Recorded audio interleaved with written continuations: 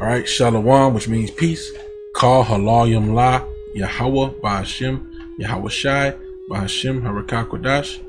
Call means all, Halayim means praises, and La is two. Yahweh is who the world ignorantly calls God. Bahashem means in the name, and Yahweh Shai is who the world ignorantly calls Jesus Christ, the one and only Messiah of the family of Israel. All right. Double honors to the apostles and elders of Great Millstone who rule well. Okay, the elders of all of Israel. Okay, peace, blessings, and salutations to the hopefully elect. All right, and it's your brother Azariah here with the Pittsburgh GMS camp, and I want to play this clip and just get into a few scriptures. Boy, so check this out. I just got pulled over by the police. Right? Everybody know what I do.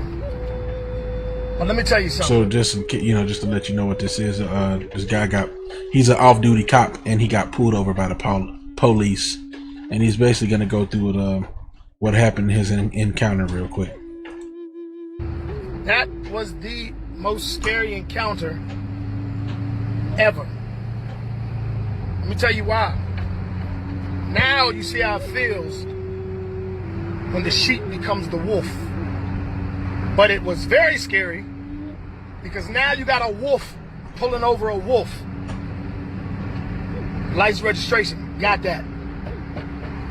Is there a reason that you took from Marlboro Pike? Now you see what he just said about a wolf pulling over a wolf, which kind of puts you in the mindset of how police officers think when they're pulling somebody over. They're like a wolf, okay, pulling over a sheep. Okay, let me get this precept. Okay, Matthew 10:16 says, "Behold, I send you forth as sheep in the midst of wolves. Be ye therefore wise as serpents and harmless as doves." Okay, and you just saw what he said, about a wolf pulling over a wolf, giving you the mindset of these cops when they pull people over. The beltway to get on Allentown Road when you could have just went straight through Forestville Road. Like, in my brain, I can go where the fuck I want to go and drive where the fuck I want to drive, but that's not what scared me. That's another thing. Why are you concerned about what road I took? But the racial profiling, the things that happen. Maybe he's thinking he's a drug dealer, but generally Esau just hates you. What scared me was the second question: do you have any knives, guns, or bombs in the truck? Listen, his whole demeanor changed. Well, he didn't let me just say yes. I said yes, knives and guns. His whole demeanor changed. Backed up, put his hand on his weapon. I said I am law enforcement. I have all the credentials to show you.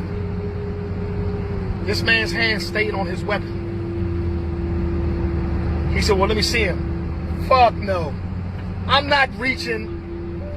Fuck no. I'm not reaching into my pocket. Turn the light on. Where my gun is, on my hip. I told him that. Then I said, could you please turn on your body cam? It was off. All police officers have a body cam they're supposed to wear. It's a little box. If you don't see that red light, don't you do shit.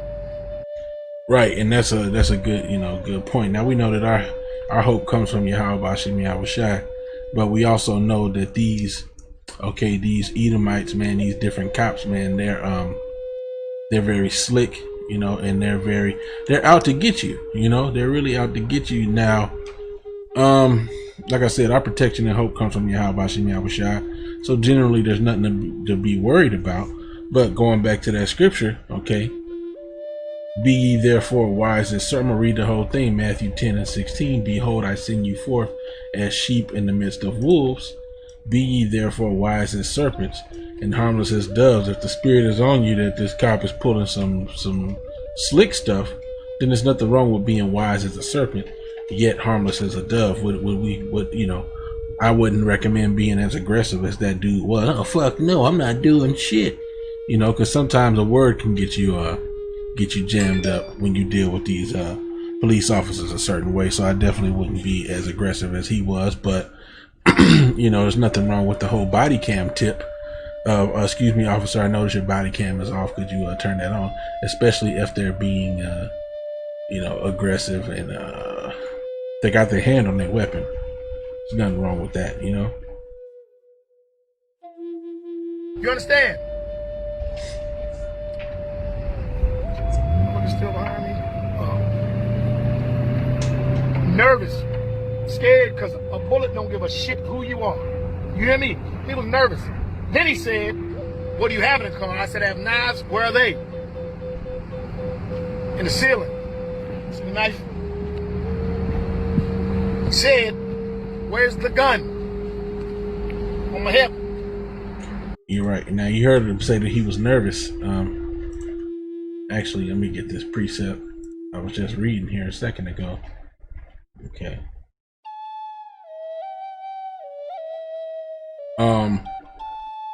Sirach 34:12 says, the spirit of those that fear the Most High shall live, for their hope is in him that saveth them.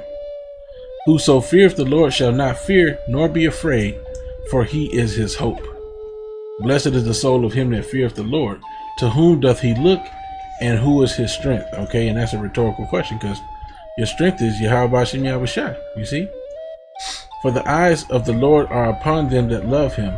He is their mighty protection and strong stay, a defense from heat and a cover from the sun at noon, a preservation from stumbling and in help from falling. Okay, so that's who our help comes from. Yahweh Bashem Yahushua. Okay, we don't, now if people have, certain weapons, to each his own, but do you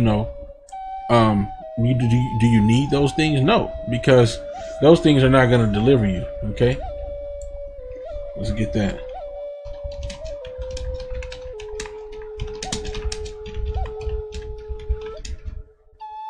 What's going to deliver you? Psalms 33:16 says this: there is no king saved by the multitude of an host. A mighty man is not delivered by much strength. Okay. And horse is a vain thing for safety, neither shall he deliver any by his great strength.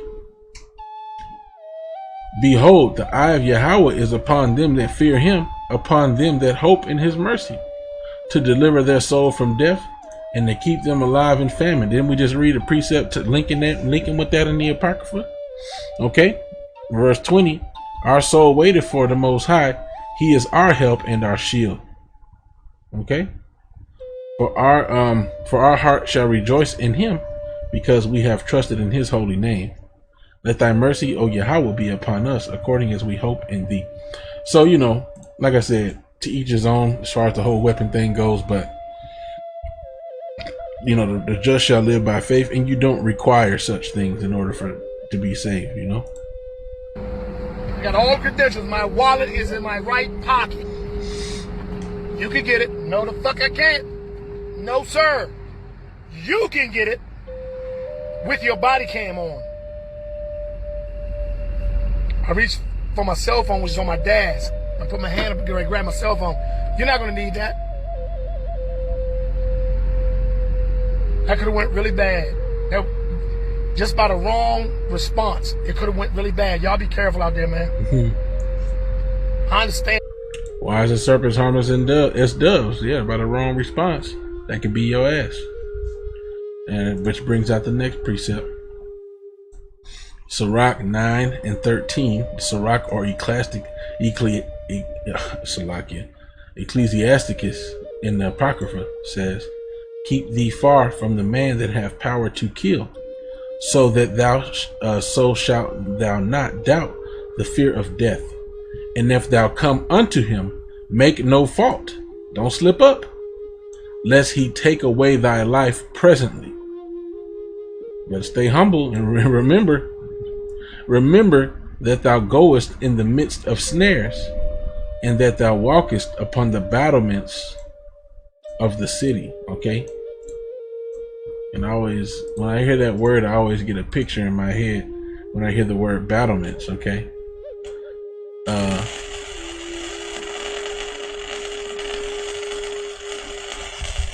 What's that noise?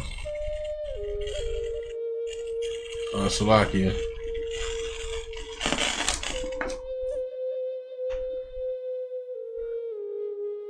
don't know why that started happening out of nowhere. Salaki for that. All right, so like I said, I always get this image so let's read it. A parapet at the top of the wall, especially a fort, a castle that has regularly spaced square openings for shooting through. A section of roof enclosed by battlements, fortified with movable defense turrets. A battle, So, like I said, I always get this image in my head of these parts of the castles. Okay, where you're walking up along the walls and you can see down and you can shoot down to the ground. Okay, and likewise, you could be picked off by arrows while you up here. So you're in the heat of the battle when you're standing on the battlements. Okay, you're in the heat of the battle, walking along the fence. So you're in the heat. You're asleep in the midst of wolves. Okay, you're out there in the battlefield. Okay, what's the lucky? Okay, so I think that's pretty much it on that. Yep. So you just got to remember, like the dude said, it could have went badly really, really easily with the wrong response. What y'all feel? If you don't know this, when the officer pulls you over, you have a right to demand for a lieutenant or a sergeant or somebody in charge. Grab your phone when they pull you over, and you dial 911. And they're coming. When they get their phone up, how can I help you? The officer is pulling me over. I need your help. I feel scared. He is in uniform, but I just don't trust the situation. They will send him to you. They have to now. I'm the bad guy flexing, man. That was a nervous situation for me. Y'all please be safe, man. Drive right. Don't give them no motherfucking reason. All right? I love y'all. I'm glad I'm driving away. God damn it. That could have went bad. I'm not going home dead. Nah. And I ain't gonna play the rest of it because dude's basically saying he ain't gonna go home dead and they both gonna die and all this other shit. Yeah, all right. That ain't gonna get you nowhere with the Most High, man. If I'm gonna take them out with me. Is that what Yahweh Shai did? Let's get this precept here. Let's see. Make sure that last one that I'm done with it. Yeah, I'm done with this one. Deuteronomy 28, and let me see if there's anything above it.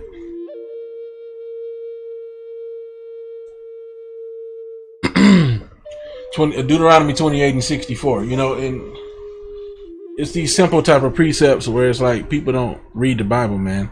You false Christians don't read the Bible because you would understand that the Israelites were scattered into all nations, which is why when it talks about all nations, multitudes, kindreds, and tongues being gathered, it's because we were scattered amongst these nations and we lost the remembrance of who we were. We blended in with their cultures. Okay. Deuteronomy 28 and 64. And the Most High shall scatter thee among all people, from the one end of the earth even unto the other. And there thou shalt serve other gods, which neither thou nor thy fathers have known, even wood and stone. So if you were scattered into another nation and you started worshiping another god, you would by default have to forget how terrible and powerful your God, the Most High Power Yahweh, is. You would have to by default forget about all the things you learned about the Most High, because he's already shown his terrible power and that he'll destroy you, So by default, that means we forgot about the strength of our power. In order for us to be, we had to have forgot for us to be sitting here worshiping other gods. When he said, "Thou shalt have no other god before me," you see. Verse 65. And among these nations shalt thou find no ease, neither shall the sole of thy foot have rest. But the Most High shall give thee there a trembling heart, and failing of eyes, and sorrow of mind. You see? So this is a curse that's upon the Israelites, man. And it's a thing that's said, it's a proverb that's said amongst even the other nations recognize that as a so-called black man in America in particular, you have to teach your children at a young age how to deal with the police. You have to teach them how to deal with the police. Why? Because we're out here as sheep in the midst of wolves, man. You see? Let's get this other one.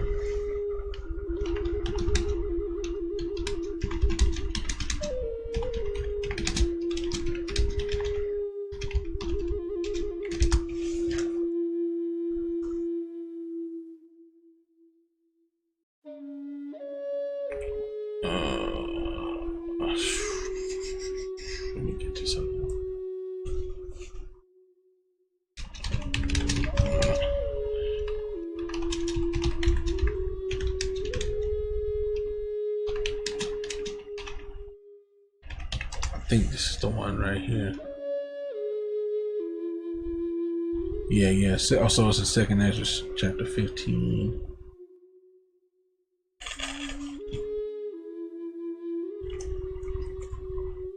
Second Ezra 15. Let me find it.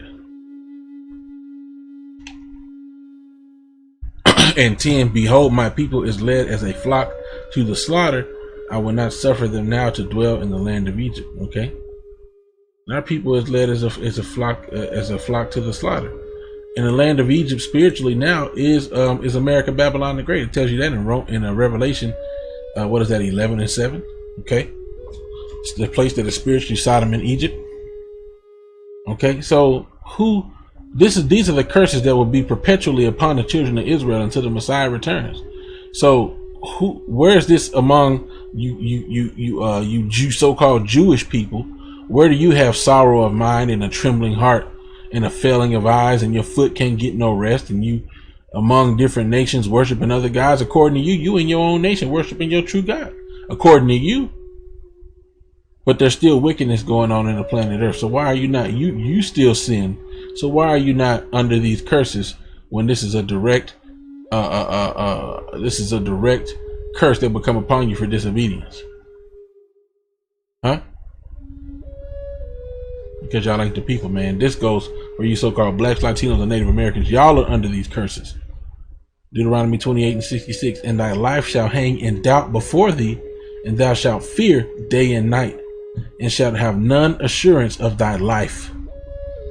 Okay, and you so-called blacks, Latinos, and Native Americans, your life is not assured. Your life is not, your life is not guaranteed. A lot of you live in battle zones, where you could die any second. I've lived in areas, maybe not as bad as some of them could get, because I've seen documentaries of worse areas, but I've lived in areas where you could die any day for whatever reason, where shooting's happening right next door in the apartments next door daily. And I've seen documentaries of worse places in Louisiana and stuff like that, where it's a war zone, man. California and stuff. In the morning thou shalt say, verse 67, in the morning thou shalt say, would to the Most High it were evening, and at evening thou shalt say, would to the Most High it were morning. For the fear of thine heart wherewith thou shalt fear, and for the sight of thine eyes which thou shalt see. You see, y'all been pushed in the ghettos where y'all see stuff like this. But in the morning time, you just, man, I wish it was nighttime. In the nighttime, man, I wish it was morning. Just so you can get through the day and the day be over with. I survived again. You see? That's y'all, man. Time to wake up. Psalms 23 and I just started verse 1, and I'm gonna wrap it up. The Most High, or the Lord, is my shepherd, I shall not want. Okay, so meaning he's gonna give me everything I need. He maketh me to lie down in green pastures. He leadeth me beside still waters. He restoreth my soul. He leadeth me in the path of righteousness for his name's sake. Yea, though I walk through the valley of the shadow of death, I will fear no evil, for thou art with me. Thy rod and thy staff, they comfort me. Okay. So so in this one particular one, the valley of the shadow of death is where we live at. Okay, primarily America, Babylon the Great. Okay, because this place is a very low land. It has a very low vibration. It's a very down and dirty place, and the valley is a lowland. Okay, the valley is a lowland. Okay, so this is the valley of the shadow of death. Why? Because like Tupac said, I see death around the corner. At any, like we read in Deuteronomy 28:68, man. Okay, and King David was a prophet, man. He spoke things that were prophetic. Okay, so right now we're walking through the valley of the shadow of death, man. Death is around the corner for you so-called blacks, Latinos, and Native Americans, and it's becoming more and more evident as time progresses, man. That you could die at a moment's notice, especially with social media being out there. Okay, more and more recordings are happening of you Negroes, Latinos, and Native Americans being killed Thy rod and thy staff, they comfort me. Okay, going into this word, man, these scriptures. Thou preparest a table before me in the presence of mine enemies. Thou anointest my head with oil, and my cup runneth over. And the table has been prepared, going into these law, statutes, and commandments, or not necessarily just that, but this truth of this doctrine being presented before you in America, Babylon the Great. Okay, for you to get this spiritual meal of this truth, because he's put the word into the mouth of his prophets, man. That's the table that's been prepared for you in the midst of your enemies, here in America, Babylon the Great, because we're still in enemy territory. Whether you Negroes, Latinos, or Native Americans believe it or not, we're in the midst of the enemy's territory, okay? But we have a small sanctuary, okay, of this truth where we can get a spiritual meal, man. You see? Thou anointest my head with oil, going into this truth, this word. My cup runneth over. Yeah, he's given us everything we need and then some, for us to be comforted in this time that we live in. Surely goodness and mercy shall follow me all the days of my life, and I will dwell in the house of Yahweh forever. And Lord willing, we be of the elect, man, and that we dwell in the house of the Most High for eternity, man. Now we know all Israelites will be saved with everlasting salvation, but we want to be a part of the first fruits, man, of the elect that don't have to die for disobedience, that don't have to be punished with death before they are allowed to wake up and stay in the truth. Because 2/3 of the house of Israel that choose wickedness, they're gonna die. They're gonna die a horrible death, and then they'll be resurrected in the kingdom of heaven, and then they'll be righteous. We want to be a part of the first fruits, the first group of those who are found worthy to be righteous without having to be punished so severely. So Lord willing, that was a edifying lesson. You know, I'm going to go ahead and give all honor, glory, and praises to Yahweh, Bahashem, Yahweh Shai, Bahashem, Harakah Kodash. Double honors to the apostles and elders and great millstone. Peace, blessings, and salutations to the hopefully elect. I forgot to say earlier, Rakah Kodash is the Holy Spirit. Okay, the Spirit holy. Rakah, Spirit, and Kodash is holy. All right. So with that, I'm going to say Shalom.